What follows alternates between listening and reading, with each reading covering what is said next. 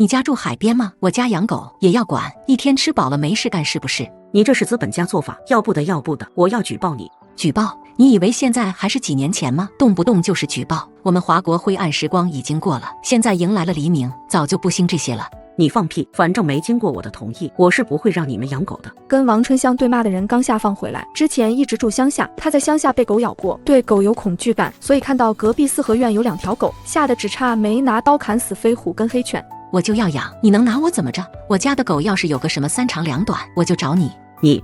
你什么你？还不滚！我家不欢迎你！邻居冲上去想打人，又怕王春香身后的2条狗，于是只好放弃。你给我等着！邻居丢下这句话，匆匆离开。别跑啊！现在就来啊！别不行，还跑去搬救兵啊！气死我了！你给我等着，我不会放过你的！王春香嗤一声，一副很瞧不起他的样子。妈，他是谁呀？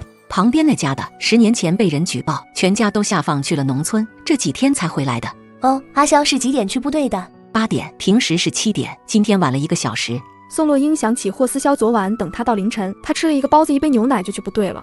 嫂子好。你也好，你过来，我给你把个脉。哨兵知道宋洛英医术了得，一听这话，神色立马紧张起来。嫂子，我身体没啥事吧？别紧张，先把脉看看。哨兵伸手过去让他把脉，片刻后，宋洛英松开手，脑袋里有点东西，你去医院照个片看看。脑袋里长了东西，还能活吗？别担心，先照个片看看位置跟大小，我主刀给你手术，不会有生命危险。那还能当兵吗？你要配合，才有机会继续留在部队。也就是说，也有可能会回老家是吗？在你心里，命重要还是当兵重要？当兵重要，男人不当兵就不是男人。没有命还怎么当兵？好像是哦，但嫂子，如果我命留住了，不能继续当兵怎么办？喜欢当兵是好事，但也得有一个好体魄。你身体不好，留在部队也没用。我不当兵还能做什么？做的东西可多了，可以去打工。桐城现在是特区经济，那边招人，40-50块1个月是没问题的。能力好的，工资可以更高。你要是不想给人打工，还可以自己做点什么，只要肯干，一定能生活得很好。